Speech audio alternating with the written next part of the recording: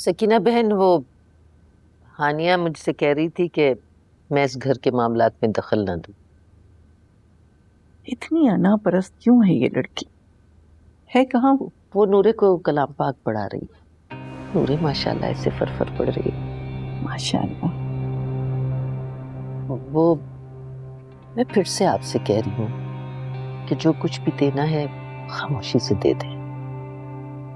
खामोशी से कैसे कर सकती हूँ रसिया? उसमें साइन भी तो चाहिए होती है। हाँ, तो आप यूं करें कि अपने वकील से कह के फाइल बनवा लें। जायदाद तो काफी होगी। माशाल्लाह जायदाद तो है, और फिर ना वसी बिजनेस। पता नहीं इस लड़की को समझ में क्यों नहीं आती।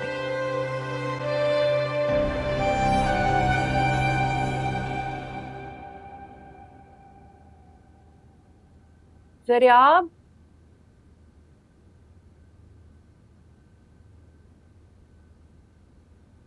आजो भाई, बहुत भूख लगी है मुझे। चलो खाना खाएं।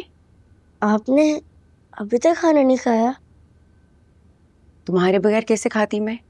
चलो खाना खाएं। मामा, आज फिर उन बॉयज ने मुझे बहुत तंग किया और बहुत ज्यादा बैड वर्डिंग यूज की। क्या? तो तुमने कंप्लेन नहीं की उनकी? नहीं मामा, मैंने उन्हें माफ कर दिया और मैंने टीचर से रिक्वेस्ट भी की कि उनकी कंप्लेंट प्रिंसिपल से नहीं करें।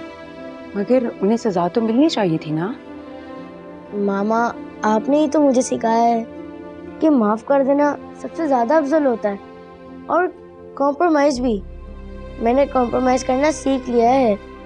अब से मैं किसी से बदला नहीं लूंगा और किसी का सिर नहीं फाड़ूंगा।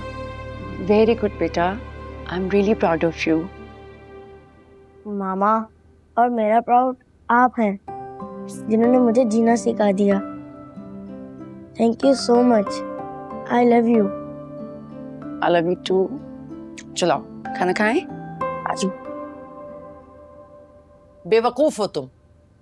अम्मी, मैंने आपसे कहा भी है, आप इन मामलात में दखल अंदाजी मत करें। मुझे कोई जरूरत नहीं तुम्हारे मामलात में दखल अंदाजी की, लेकिन तुम्हारी हरकतों की वजह से तुम्हारी सास परेशान है। तुम ये क्यों भूल जाती हो कि तुम जीरक की बीवी हो, सकीना बेगम की बहू हो और जीरक के होने वाले बच्चे की माँ हो। हाँ हूँ अम्मी, हूँ मैं जीरक की बीवी और उसके होने वाले बच्चे की माँ और आंटी की बहू भी हूँ, लेकिन एक खरीदी हुई बीवी, एक बिकी हुई माँ और एक मोल देकर बिहाई गई बहू। आपने और मेरे भाइयों ने मुझे फरोख्त किया है। अब्बू ने मुआहदे पर दस्तखत किए। जब मेरी कीमत वसूल कर ली गई है तो फिर मेरा जीरक की विरासत में क्या हिस्सा है अम्मी? कोई नहीं, कोई भी हक नहीं है मेरा।